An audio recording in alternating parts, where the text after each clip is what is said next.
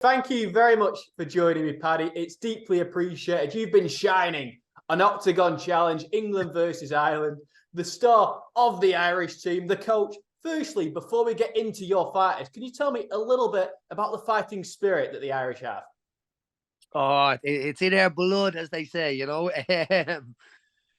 I think it's in the Irish nation to it's probably the best gift we got from England, is the ability to never back down and always give up. And you'll see it in nations across the world, basically, where oppression and stuff like that has been implemented. The people, I don't know, the traditions, the music, the the culture, all of that stuff. You know what I mean? Is I feel I'm fairly full of that.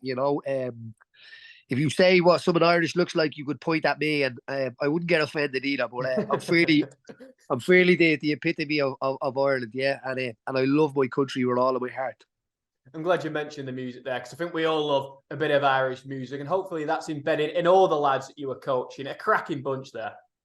God, great bunch of lads. What a great! You can see the camaraderie straight from the start. You actually, it doesn't come across in the show, and I forgot that they wouldn't be able to play it, but all of the sessions were like a lot of like the Pogues and the Wolf Tones, and so a lot of the sessions were full of, like, I think even some of the staff were like, I like this. Obviously, I imagine a lot of the crew probably Slovakian, so they were all getting into it, right?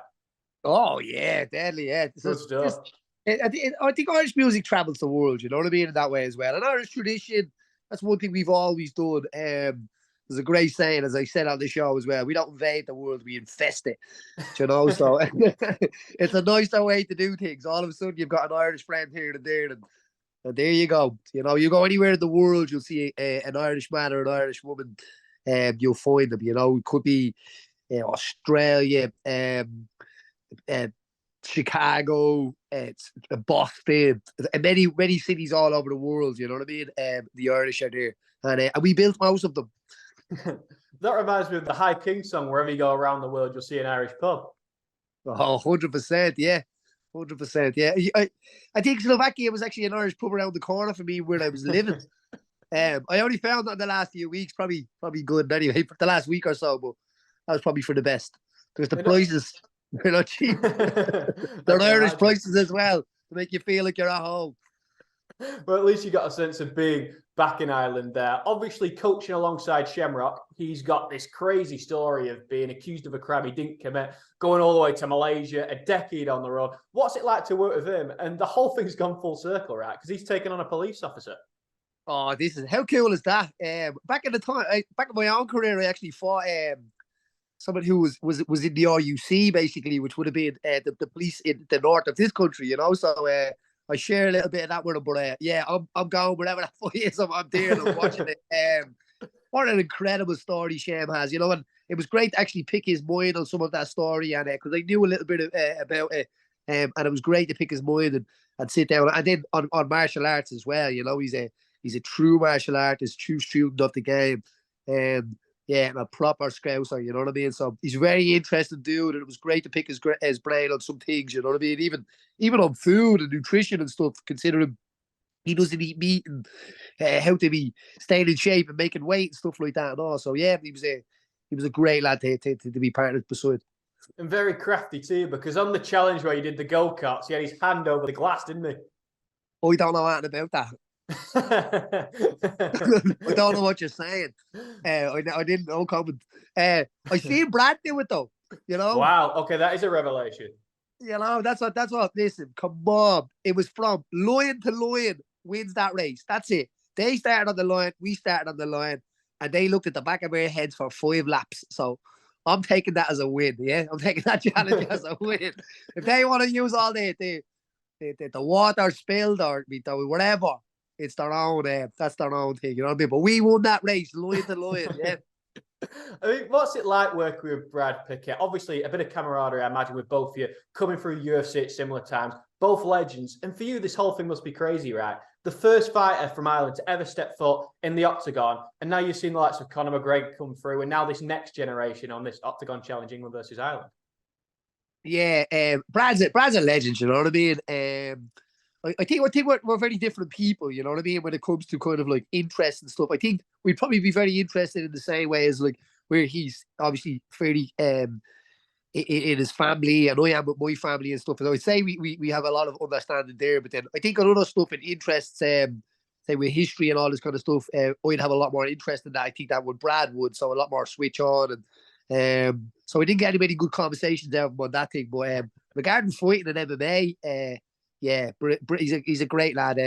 I remember saying this to, I think Brad fought on UFC Dublin as well. So I got off the bus and I remember saying to him, mate, I used to go on the hop from school to watch your fight on Cage Rage. So I used to just knock out to school and stay up all night basically and tell me, man, I did went to school to stay in bed. She'd be gone out early in the morning. And yeah, so yeah, Brad's a legend. You know what I mean? He's been around a long time, and he's fought some great dudes and got some great wins as well. But yeah, but it was good to have him as an opposition coach there. You know what I mean? There's lots of respect as well, mutual respect. Banter was good, but it didn't go too far between me and Brad. Absolutely. And you've got this one fighter who is getting under everybody's skin.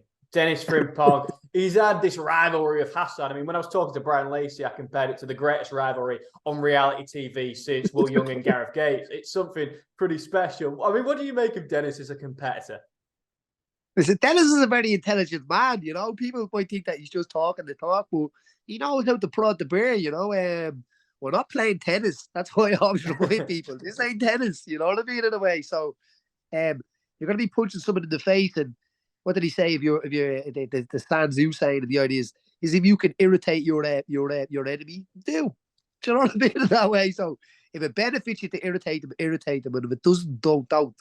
So yeah, I think he's very good at that, and I don't think it puts the pressure on him. Where I think that can be a difference with some people. Some people they prod the bear, but it actually puts a lot of pressure on them. I think he does really well at just laughing that off and then doing the business when it comes to there. So yeah, no doubt he was a serious character on the show, and I was reminding the guys all the time of like, listen, how this comes across on television might be different than how it's coming across in your head. So just know there's a line, find the line and stick to it, you know. And Dennis's line went like this, out and then back in.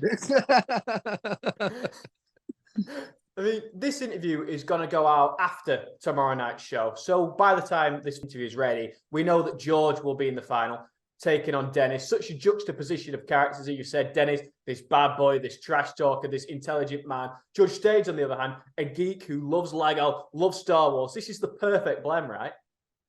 Yeah, it's like, I don't know, it's like night and day, isn't it? With the idea of I think two people. I don't think Dennis is into Lego or like this. You know what I mean? So in a way, and no hard feelings for George being into Lego. You know what I mean? People can do whatever they bleed want as long as they don't annoy me. That's my rule of the life. You know what I mean?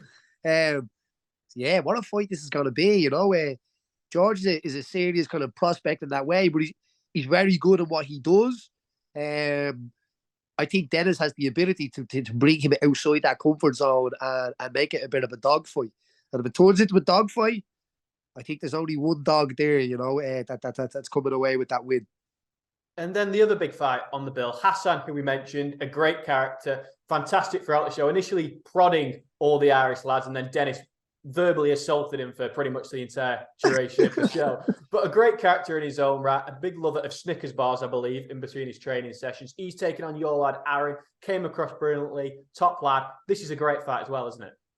Yeah, and Aaron has been gas on the show, I have to say. I think one of the times it comes back to me and I still be pissing myself laughing here thinking of it when he's like, we got a new cleaner, her name's Hassan. It's like, crack on. What a line. And you're just walking into the house minding your own business. See, they're the ones that you have to catch. So whoever caught that in the camera, they deserve a rise, you know what I mean? His name is Hassan. But the good thing is you throw the stick and then they get to fight each other, you know what I mean? So yeah, and Hassan is a good lad, you know what I mean? Hassan is I think he didn't know what he was in for with the Irish, you know what I mean? I think maybe he thought he could be a little bit intimidating and stuff like that in that way, but then realizing that it doesn't work over here, you know what I mean? We don't do that. Being intimidated would kind of like push us on to be like, go on, Come on. You know what I mean? And then you have to do what you say you have to do. So, but yeah, no, Hassan's a good lad as well. And I got on with Hassan. But that's a great fight. That's a great, and Ireland is an incredible scrapper, you know, an incredible fighter. He's well rounded. Yeah, so I'm looking forward to seeing that fight as well. So, a little bit of a more rivalry, and Hassan gets the, I don't know what, get some credit back against the Irish. I am art fought again. Who knows what's going to happen? I'm definitely looking forward to seeing how this unfolds on November the 4th. And throughout your career, you've worked with some amazing fighters. And I know he's not been on your team, but Akon Wanless brings something a little bit different to the table, because not just is he a fighter, but an actual Jedi as well. What's it been like to be on a show with Akon? You mean stripper? The stripper, yeah. I don't know where that Jedi stuff came from. That's off the wall as well. He's a grown man. You're not a Jedi, bro. You're not a Jedi. You're right. There's no such thing as Jedis. I know Akon's sound as well. Yeah, we do. We knew Akon before the show. He'd been over training, and we'd met him in Ireland before as well. And yeah, I think Akon has nothing but respect for myself as well. But yeah, he's definitely a character. But he's not a Jedi. No such thing as Jedis. Well, when I next see Akon, I'll have to let him know that he's not a Jedi, which will probably leave him deeply upset, but hopefully he wins his fight and he's happy about that. Paddy, I really appreciate you giving me some time. It's been fantastic to talk all things Oktagon Challenge, Irish music, Irish spirit. It's been great. But before I let you go, is there anything else that you would like to add? No, I just want to say fair play to all the lads, basically. I think they came across really well. You know, it's not an easy format to be in. And to Pavel and Andre and Brian Lacey and all the staff at Oktagon were incredible, you know what I mean, to work with. And yeah, we look forward to working with them again. And I will be there on the 4th of November. So if anybody wants to ask any questions or anything like that, I'll be there.